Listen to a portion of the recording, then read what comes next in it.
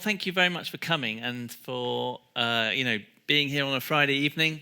I promise you an entertaining evening, all about, as Nicholas said, the kind of weird stuff that's not solid but liquid.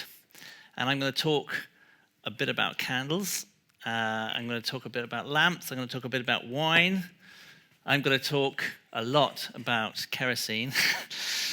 I'm going to talk a bit about, at the end, a bit about liquid soap. Which is a pet peeve of mine. And then at the end of that, I'll finish with what I want to say to you, and then we'll open it to questions, and you can ask me all these difficult things or frustrating things or wonderful things about liquids. But they are amazing things, aren't they, liquids? We rely on them, and we delight in them. A cup of tea, can you imagine your life without that? Or coffee, if you're a coffee drinker. But or a glass of wine, perhaps, but certainly water. Without water, you really couldn't survive, and we know that. You can't survive for many days at all without water. But of course, water isn't just good for us, it also is a big killer. And actually, one of the biggest killers worldwide is water. And if you ever find yourself in the ocean for some reason, with no land in sight, you've got very little chance. It will swallow you up. But even if you're not, somehow in the middle of the ocean somewhere, even you're on land, tsunamis, floods, rivers, they'll get you. So with all these liquids, and that was the point of the book, there's a sort of Jekyll and Hyde character to liquids. They're both wonderful, and we need them and we love them, but they also almost always have a darker side, and that's what I want to talk about for an hour now with you. I'm going to give you a few examples of them. And now you might ask, why did I start to talk this way about liquids? And of course, we've all been to, well, not all, presumably not everyone, but lots of us have been to airports. And, since sort of 2009, they've been frisking us for our liquids. And we've not been allowed to take liquids on except for a 100 ml limit. And I want to talk about that limit. What is so magic about that limit that makes liquids okay? And I'm sure that will come up in questions as well. But I was really amazed when I talked to my colleagues. I was like, come on, surely we've got kit that can tell you whether you've got a liquid explosive or a liquid spread. Surely it can tell the difference. But it turns out that actually when it comes to liquids, they are inscrutable. And so these security rules that came in because essentially it is very, very difficult to tell the dangerous ones from the safe ones. But then once you're on the plane, right, there's another sort of liquid-themed thing that goes on, right? I mean, I skipped the point where they sell you your liquids back after you go through security, didn't I? You walk through security, they take them all off you, and then they go, oh, would you like some perfume? Would you like some booze? Would you like some coffee? Anyway, but then you get on the plane, and you're sitting down, and you're about to take off, and you get the pre-flight safety briefing, and someone stands up and says, you may think that you're safe, but don't forget that we might land in water, another big body of liquid, and then you will drown. But never fear, because under your seat is one of these. And if you put this on, you'll be fine. Because there's a whistle. I always like the way they pretend to blow it as well. Don't worry, the plane has crashed. I am floating in the darkness, but I've got a whistle. It's going to be fine. And then, not to want to alarm you too much, they then say, when we're flying at 40,000 feet and there's not much oxygen up there, there might be a loss of cabin pressure. Now, that's a funny term, isn't it? What do they mean by that? They mean there's a crack in the fuselage. But they don't want to say that because that will alarm you. But if there is a crack in the fuselage, all of the air will be sucked out of the cabin and you will be gasping for breath because at 40,000 feet there's not enough oxygen to remain conscious. But never fear, these will come down from above and save you. And make sure to put one on before helping anyone else. Now, you're thinking, whoa, how likely is that? But they continue on with this safety briefing, and they get this out. And it's at this point you start to think, this safety briefing is it really about safety? Because this seatbelt, which they elaborately demonstrate in front of you, this is how it works, by the way, and you release it like this, wouldn't be legal in a car going 30 miles an hour. You're going 500 miles an hour. How does that work? Why is that reassuring at all? And of course, the reason is that when you had that loss of cabin pressure, if you didn't have one of these on, you would also be sucked out. It's really just to restrain you in the event of loss of cabin pressure. It's not anything to do with a crash. We won't talk about the chances of survival in a crash. And they don't either. They're not good. But the thing is, the strategy of engineers, and it's been a good one, let's face it, has been just to make sure they don't crash. And they're incredibly reliable. I want to reassure anyone here who is afraid of flying, and those who are not, that it is statistically, without doubt, the safest form of long-distance travel, by a long, long, long, long way. So you're very, very unlikely to come a cropper. So why, if it's so safe, and it really is incredibly safe, why do they go to all this elaborate business of alarming you about the safety? It's sort of almost questioning it. And I was thinking about this one day, and I realized suddenly it occurred to me what this is all about. It's not about any of those scenarios at all. They're distracting you. Right? There's something else they're not telling you. They don't want you to think about it, because if you thought about it, you might want to get off the plane. And what it is that underneath your seat is 100,000 liters of kerosene. And kerosene has 10 times the energy density of nitroglycerine. The very stuff they frisked you for to get on, in which they will only allow you 100 milliliters. And there is 100,000 liters under your seat. This is alarming. If airplanes were more like this lighter here, which we'll get to later, and they were transparent, so that when you got on them, you could see the liquid and then the compartment above where you sit, I don't think many people would fly. I just think, even though it's safe, you just look at that stuff and you'd go, whoa, wow, we're essentially on a rocket strapped to it, and they've made this safe somehow. Anyway, they have, which is amazing. And so I think we'll get back to the pre-flight safety, what I believe it really is. One of the things I think it is a distraction. Stop talking about that. And the story of today's talk is going to be about how we got to this point, how we got to this amazing liquid, kerosene, aviation fuel, where we got it from, why we've managed to control it so that actually, plane journeys are that safe, but also what else it means for us.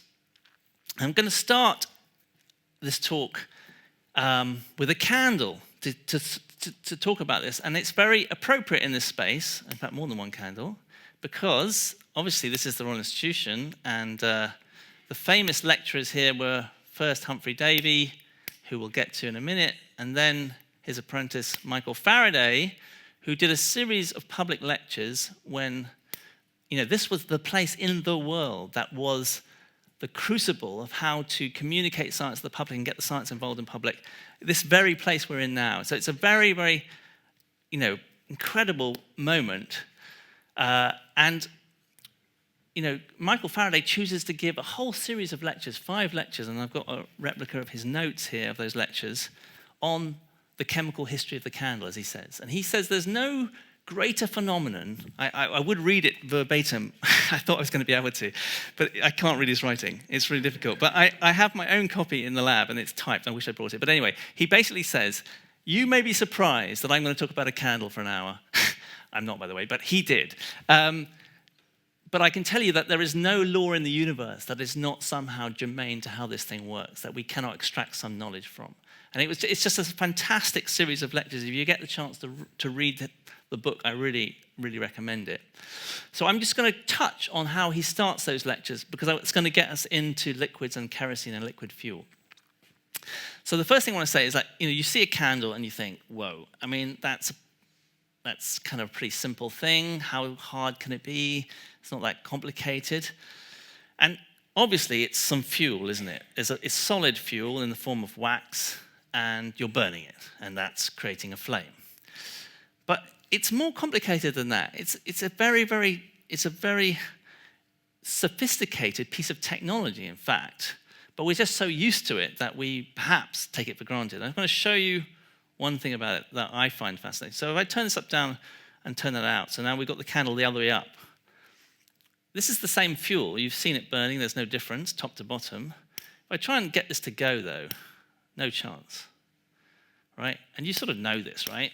I can't get this to light. I'm putting this hot flame onto it, and I can't get it to light. So what's the problem? It's fuel. It should burn. Why isn't it burning? Stupid candle. Okay, so it's got something to do with the wick. So what's the wick doing? Well, in order to get this candle to burn, I'm starting with a solid fuel, which is these long carbon molecules, like that wax is. And I've got to get those carbon molecules to become a vapor and interact with oxygen. So I've got to get this to kind of become a gas.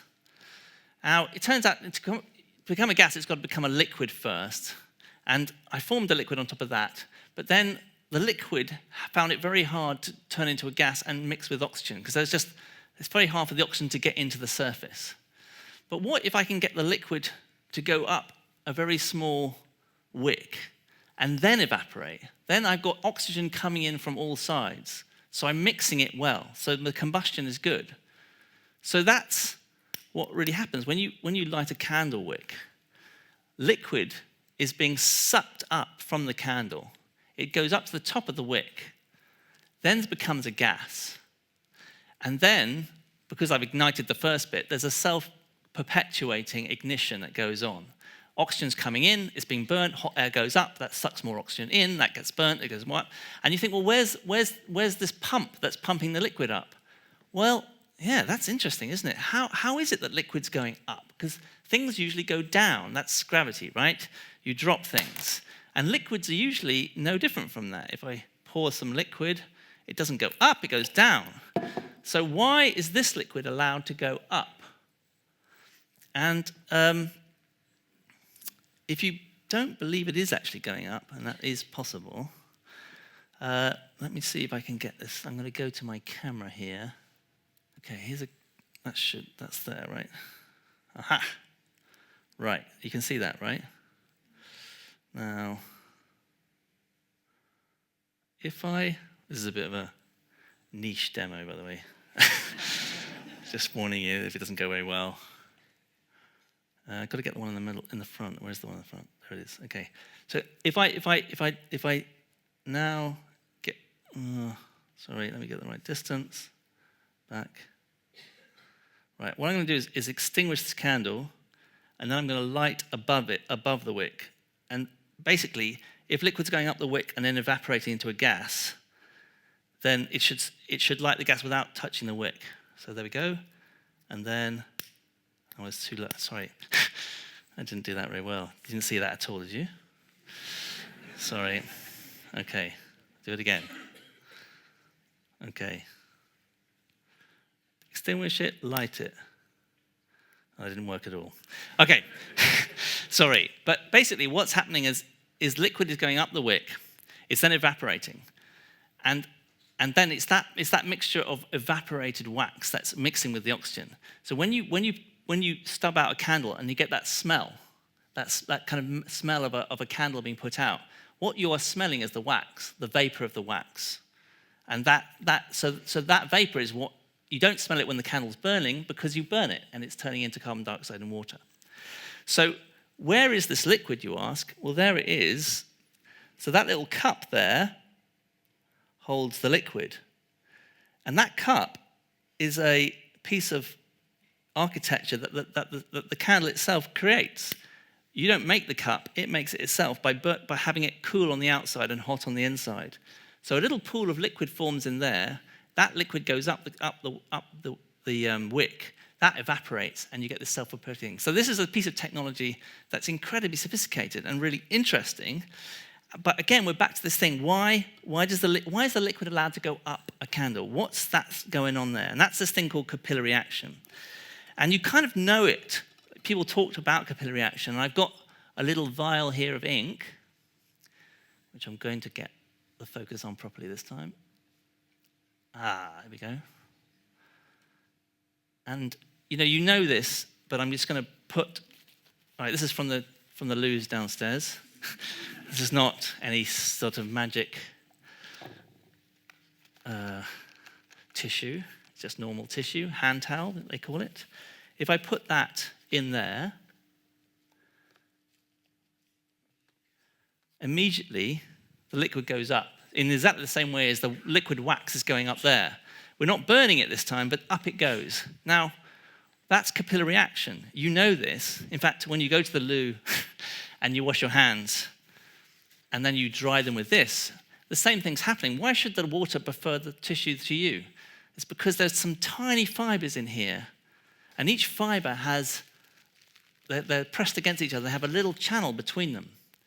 And the surface tension of the liquid likes the fibers more than it likes your hand. And so it jumps. There's an energy difference that it likes to go to the fibers, not your hand. It jumps over to the towel, and this becomes wet, and your hand becomes dry. And it's the same jumping that's happening in this capillary action here. This is why towels work. It's why you can have showers and baths and get out of them. And then you probably know that some towels are better at capillary action than others, right? Some are kind of a bit scratchy, and you rub yourself and you don't get so dry. And others are very good at it. And that's because of the fineness of the fibers. And there are these things called so-called microfibers. And if you ever try and get sold a microfiber cloth to clean your windows, buy it. Because microfibers are a much finer form of fiber, so they have a much higher capillary action. And so you can dry your windows much better and yourself much better. So once you know that surface tension exists and it affects things, in fact, it's the reason why there is a meniscus on this, is why the liquid is trying to crawl up this wall of this jar a bit, is because it likes, the surface tension is wetting the jar, and it likes to do that. So it's trying to pull itself up, just like the wick is trying to pull itself up. But once you can do that, you can do some other stuff.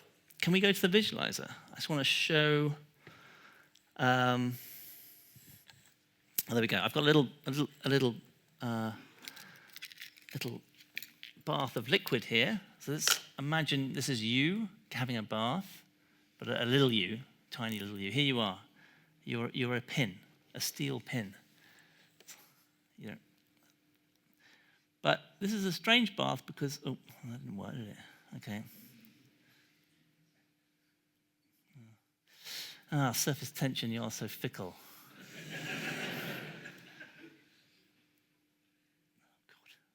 That is.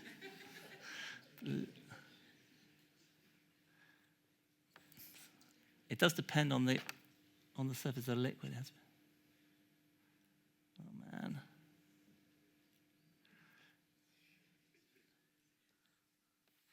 Sorry about this.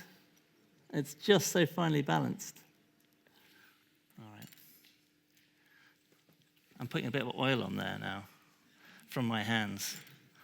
That should just tip us over.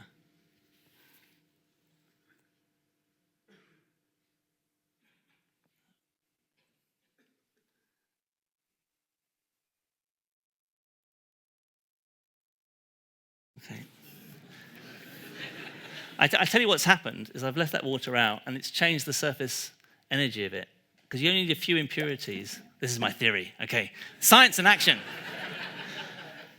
If in doubt, replace the water. Okay.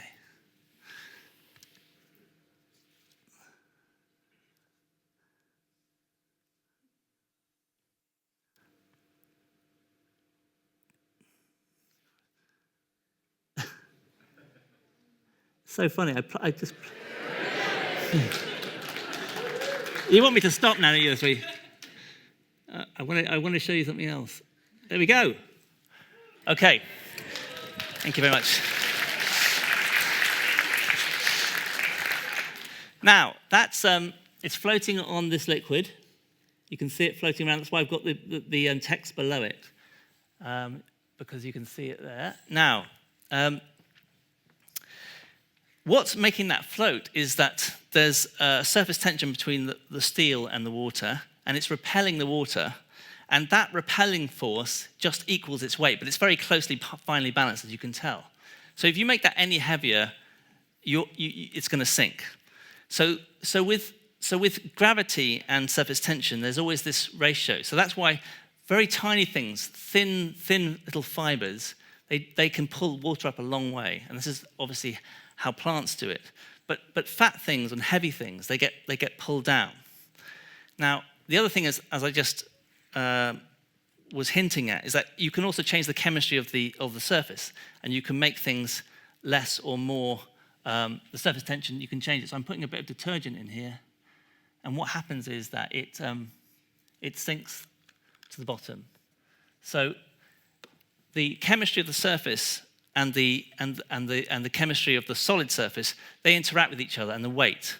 And what this means is that you can, if I go back to this, means that if you're an insect, you can float on water, or you can walk on water. Oh, can we go back to the presentation?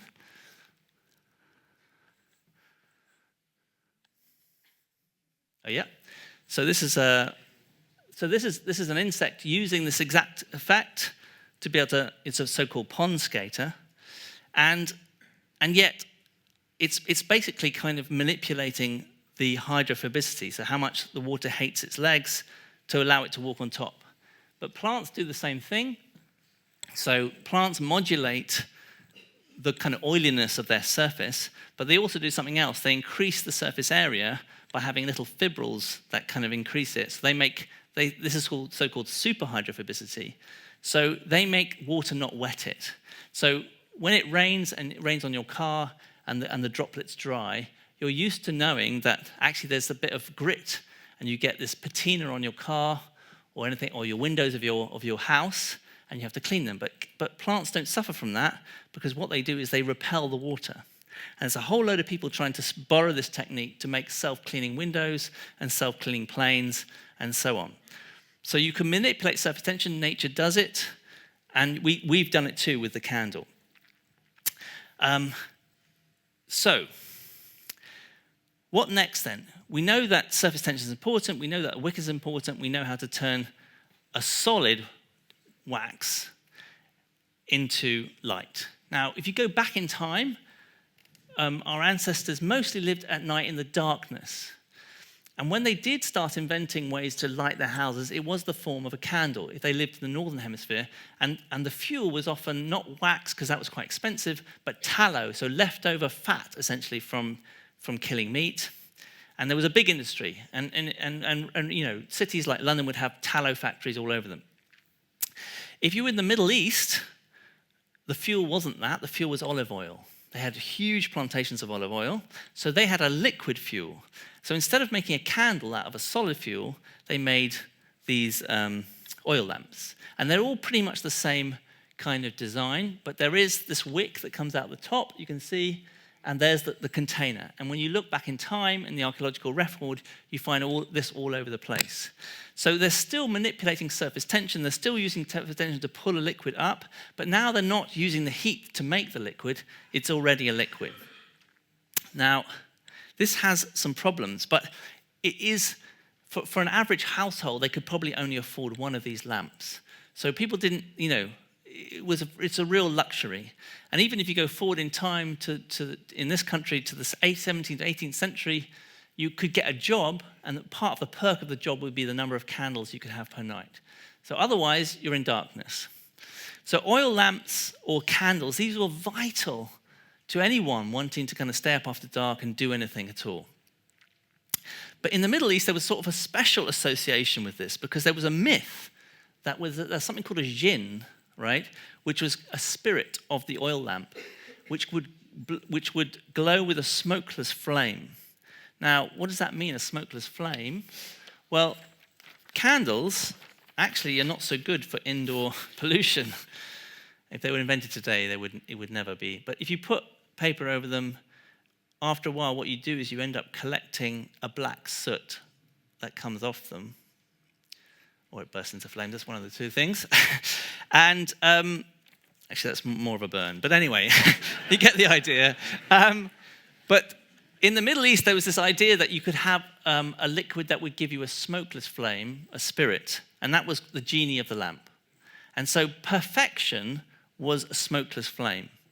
And of course, this genie, comes up in many forms in folklore, and this is Aladdin and the magic lamp, and the idea that if you rub the magic lamp, the genie is going to come out of the lamp. So there's a lot of storytelling around this. And at the same time, we get this chemist, called Al-Razi or Razis, who starts to look into different forms of fuel to fuel these oil lamps. As I said before, they're using olive oil. And he finds these blobs of liquid tar that occur outside Baghdad. And in fact, they're using them actually to coat some of the roads. So it's a bit like the same stuff that we have coating our roads, the asphalt of the roads. And he takes some of that liquid, and what he does is he puts it in an alembic like this. So it's an early form of distillation which he invents, and he heats it up.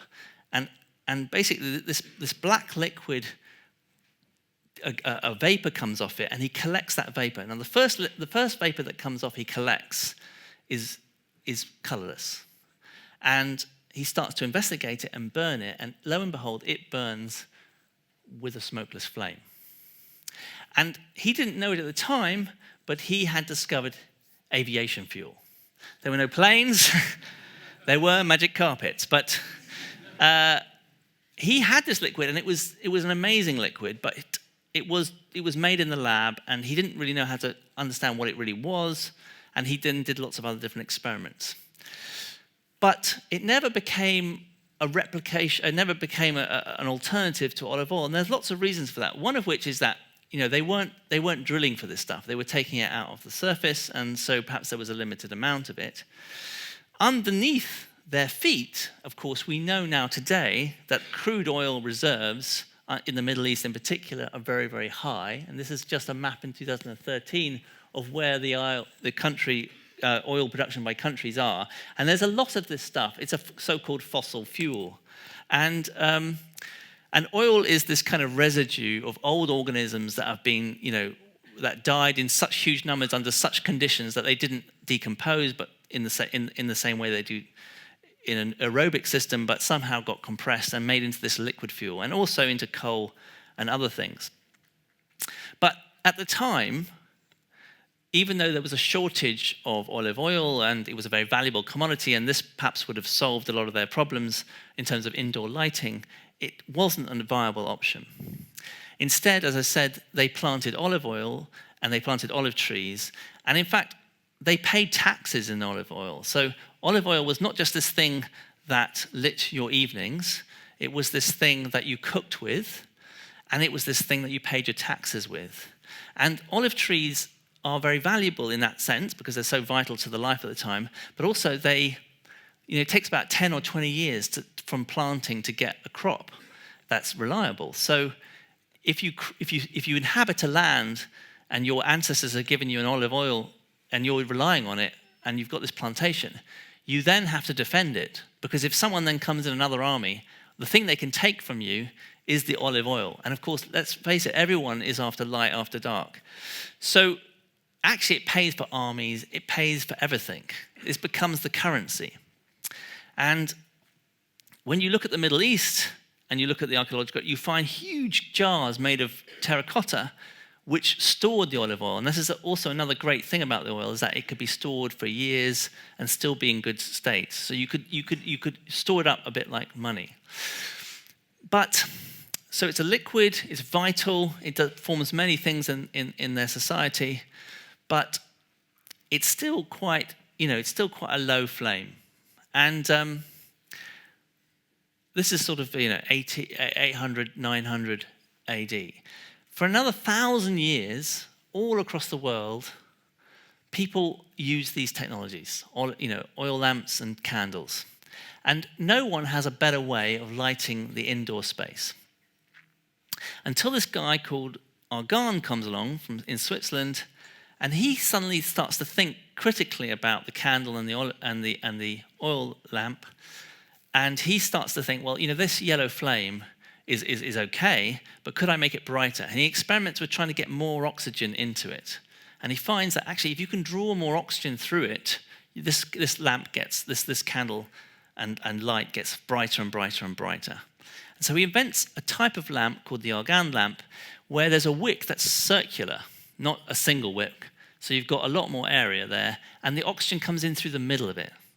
And you can see immediately that that's going to yield you. And it had the brightness of 10 candles.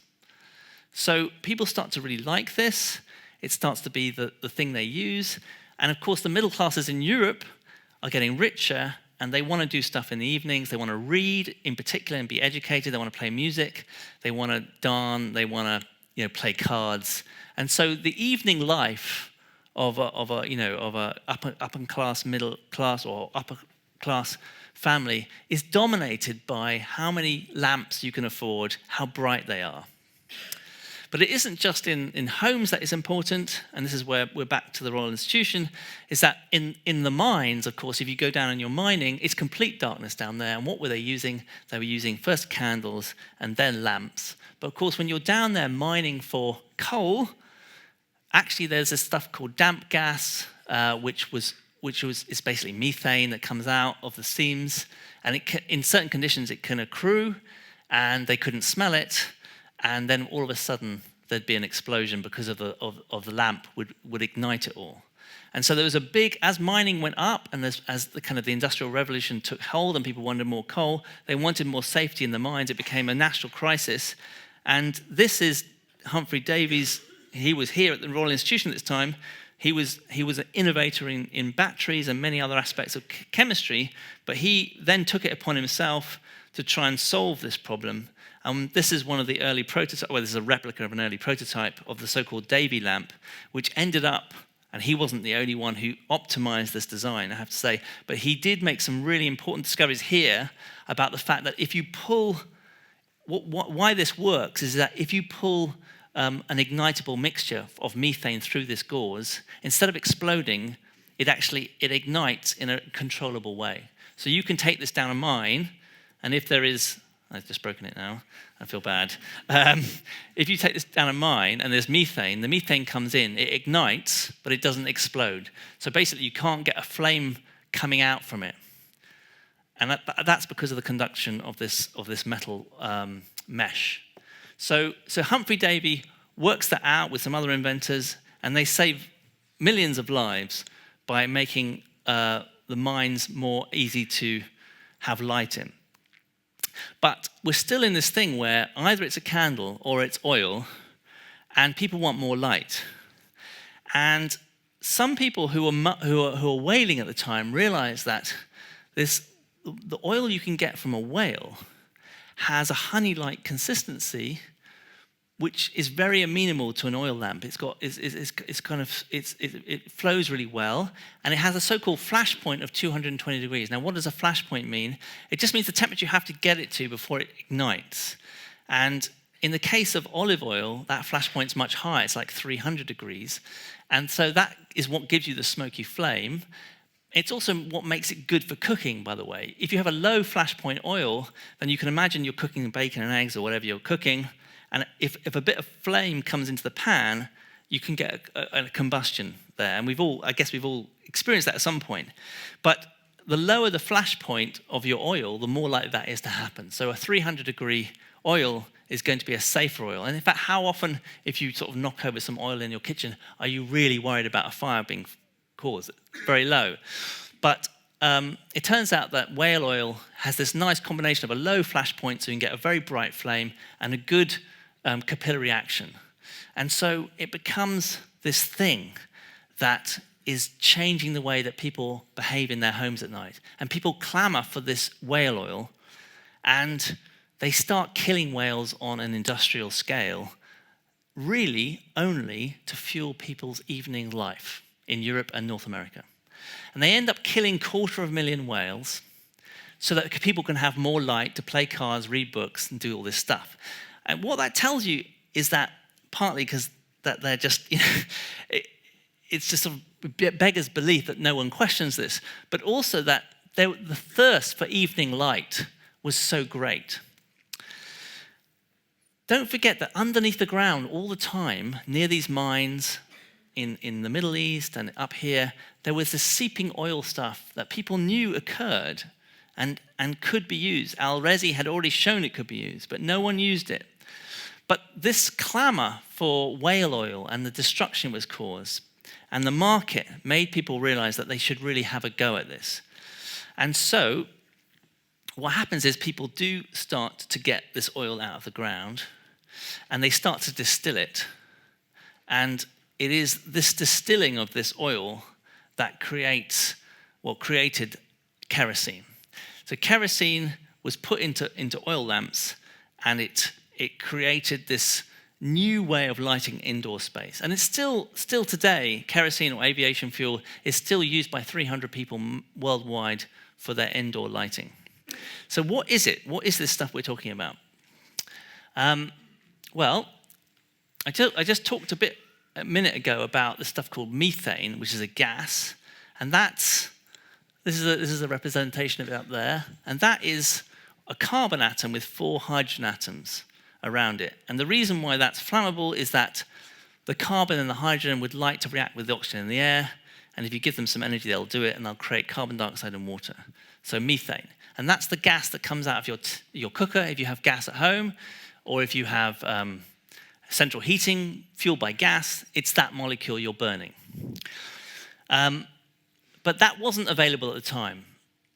This is got 3 carbons, so you can see there's a branch and there's 3 carbons there, and a number of hydrogens around it. That's also a gas, and that's propane. And so if you go camping and you get propane gas on a cylinder, that's what you're burning. And that's a more powerful gas, that each molecule has more energy in it. And this one here is hexane, right? So there's 6 carbon atoms. So what is crude oil? Well, if we keep increasing the number of carbon atoms, what you see is that these long chain carbon atoms with hydrogens, it's a mixture. So if we go to, if we just go to the visualizer for a minute, if you don't mind. So this here is a little vial of crude oil that they were pumping out of the ground at that time. And what they were doing is preventing whales being slaughtered and distilling this stuff, as Al-Rezi did, into these different components. So first of all comes the gases off, and then comes these volatile liquids that are colorless.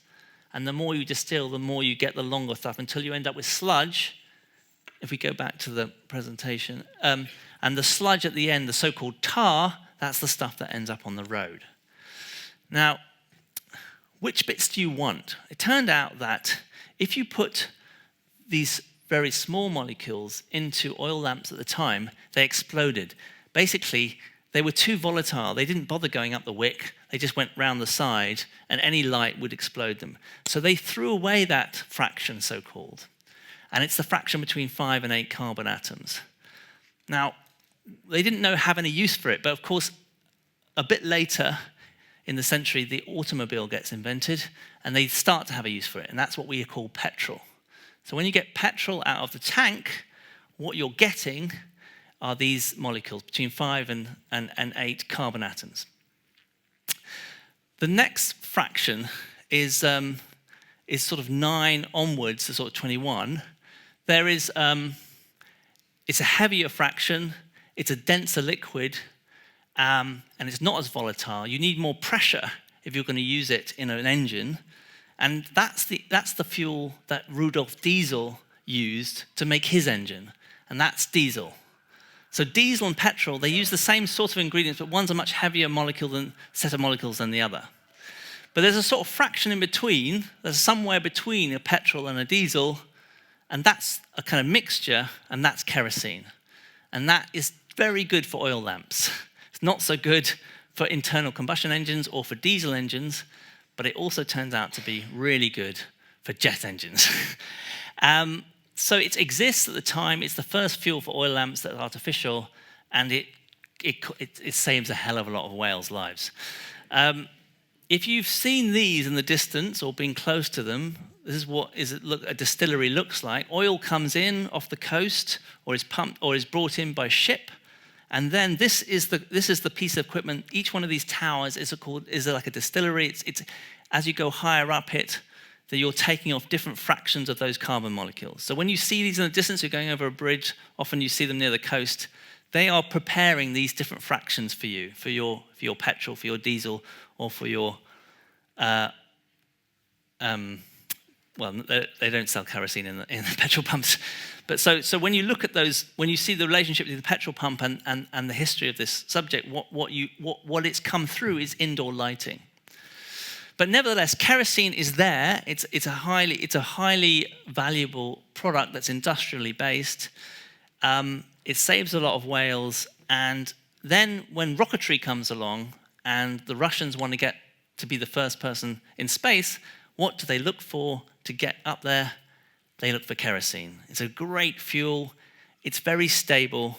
You can mix it with oxygen. You can get an enormous amount of power. As I said before, that fuel has 10 times the energy density than nitroglycerine. Which brings us, I think, to the pre-flight safety briefing again, okay? If you've got this fuel under your seat and in the wings, there's a hell of a lot of it. Are you worried? Should you be worried? Well, it's not an explosive. I suppose that's the thing to say. And what does that mean to be an explosive? An explosive is a chain reaction. If you set off a little bit of kerosene, then the whole lot would go, and you would just be in a fireball. That's not what kerosene does. Kerosene has to interact with lots of different oxygen atoms from the air. So a bit like this candle, you have to get the oxygen in there for it to actually properly ignite. You can throw a lighted match into a bath of kerosene and it won't go into flames, in the same way that I couldn't light that candle when I didn't have a wick. So in lots of ways, you should be relaxed about flying on top of a bath of kerosene. What an explosive is something like liquid nitroglycerine. And this is the molecular structure of nitroglycerine. And you can see the difference. It's these blue and red atoms. And the blue is nitrogen. And the red is oxygen. And there's a hell of a lot of oxygen in there compared to the number of carbons, right? So the molecule comes self-packed with oxygen. It doesn't need outside oxygen to get in. So even if you just bump it accidentally, as the early inventors did, you can just explode the lab. And many, many, many people died just discovering this stuff. And in fact, Alfred Nobel, who was the student of the person who discovered this, was incredibly worried about its safety, as was everyone else. But he persevered. And why did he persevere? Because explosives are so important in mining. And he realized that whereas before, if you wanted to dig a tunnel anywhere, you had to hire 1,000 people, or you wanted to mine some metal, you had thousands of people, and you had to pay for all of them. But with nitroglycerine, with the oxygen already packed in there, a small slab of it poked into a wall would cause huge destruction, and you'd make a lot of headway.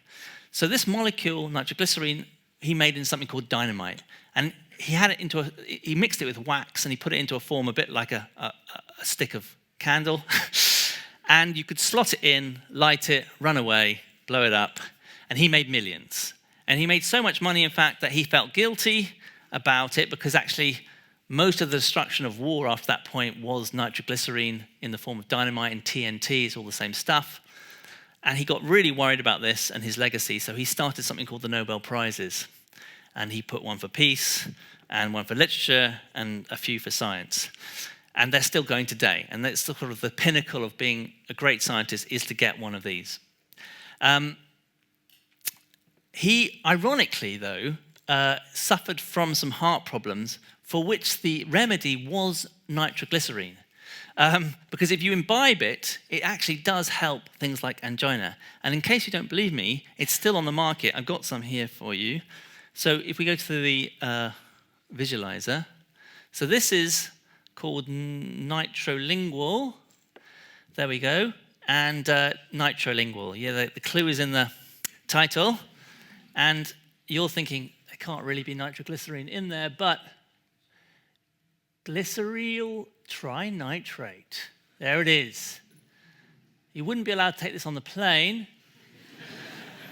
Or maybe you would, because it's under 100 milliliters. Strange place, the world. We'll get back to that in a minute. But nevertheless, kerosene is an incredibly, powerful thing, more powerful than nitroglycerine, amazingly. And that's really why we have this power to fly anywhere in the world. You can go to New York, you can go to Tokyo, you can go to South Africa, you can go to Australia. You almost don't have to think about it. And this plane will take you non-stop. And how does it do it?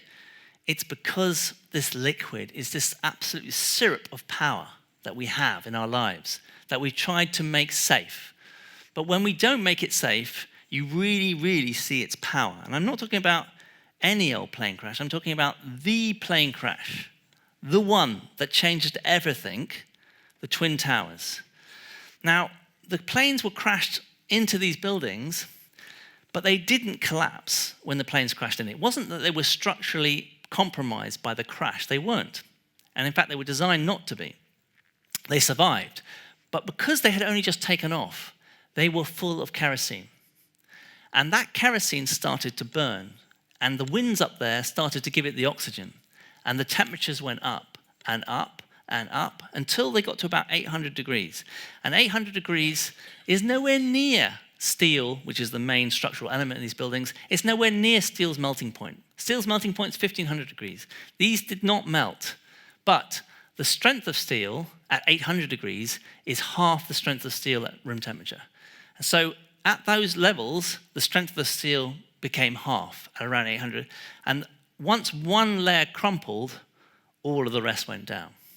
And that's because of the power of kerosene, to raise the whole of a floor of a building and all the steel in it up to 800 degrees. So it must have been a horrendous, horrible moment, but we saw the power in those buildings. So that's the power that you hold when you're in the plane and you're getting the pre-flight safety briefing. So the question is, what is this pre-flight safety briefing? I don't think it really is about these crashes in the sea. It's very rare that the fuselage is going to crack or that you're going to smash into the tarmac. It's better to be at the back of the plane, by the way. You have a 30% better chance of surviving. Anyway, which is kind of always nice to know if you're not in first class, isn't it? Anyway. But what is this about? And I think my take on this is that this is a ceremony. Like, it's got all the hallmarks of a religious ceremony, isn't it? One, all the props are from way back and they haven't changed, just like a religious ceremony. They are not functional, really, right? They are symbolic. We do this stuff because it used to be dangerous, but now it's no more. And we rehearse what it used to be like. And people bring on the different props. And they are, there's this kind of script, which again, doesn't make any sense, just like religious ceremonies. But that's not the point, right? The point is it's about a feeling. It's about your state of mind. What they're really saying is, in the airport, you were in charge of your own safety. You could choose to jump off the stairwell and break your leg, or you could try and ram your head through a window. You could drink too much, whatever. But now you are no longer in charge of your safety. You have handed it over through this ceremony to us. Now, if we've done our job badly, you're going to die. But we haven't done our job badly. And the ceremony says that. It says we haven't done our job badly. And I bet you that this ceremony outlasts all of us, because I think it really does fulfill this sense that you need something like this in your life when you're about to be bolted onto something with that much liquid kerosene. And it does play that role of kind of settling you down and saying, don't worry, we're in charge. But for how much longer is an interesting question, because if you look at the amount that we are burning of kerosene, it's a lot. And not just kerosene, but petrol and diesel, all the other related fuels, it's an enormous amount. And of course, it's creating CO2 emissions that are causing global warming to a rate that is alarmingly fast. So, although 1,000 years of history and chemistry and wanting light in our evenings and the slaughter of whales has caused us and brought us to this point where we can fly anywhere. And if you think about it, a plane is like a magic carpet, really, isn't it? And the genie is that smokeless fuel. So we kind of have made it come true, a magic moment. We're going to have to stop. We're all going to have to stop. And every time I give this talk, my wife says, you always scare people into not flying. And I'm like, that's probably a good thing. I think we probably all should fly less if we're going to make a difference in global warming and drive less and everything less. So, yes, that's where we are today. And I think, young people in the audience, you are the ones who are going to have to take us out into a new era of flying without CO2 emissions, without kerosene, I think. And that's going to be an exciting ride, because I think people are not going to not want to fly and not want to go to the moon, but they are going to have to do it more sustainably. But what happens next on the plane is interesting, and I'm not going to dwell on it because I'm running out of time. But suffice it to say that the book is a journey on a plane. We start with the pre-flight safety briefing, obviously, and move through the history of kerosene and the chemistry of it. But then we get, of course, to wine, because no sooner have you taken off, but the drinks trolley rather jollily comes down towards you, and you're offered another amazing liquid. Wine. And for those of you who doubt secretly, but haven't said it yet, but will in the questions, who doubt that pre-flight safety briefing has got nothing to do with safety, can I just remind you that they spend a lot of time asking you whether you are fit and able to open the exit door and therefore are able to sit by the exit. And you have to go, yes, I'm fit and able. And then the next minute they're selling you a drink, not even selling you, giving you, allowing you to drink as much as you like of this drink that's going to make you intoxicated. And no one says, hold on a minute, if you're drunk, you're not going to be safe. You're not going to know which way the exit is or how to open that door with a funny big red handle. No, because it's not about that. But anyway, so what is this stuff? Well, alcohol, it turns out, is actually very similar to kerosene. I'm obsessed with kerosene.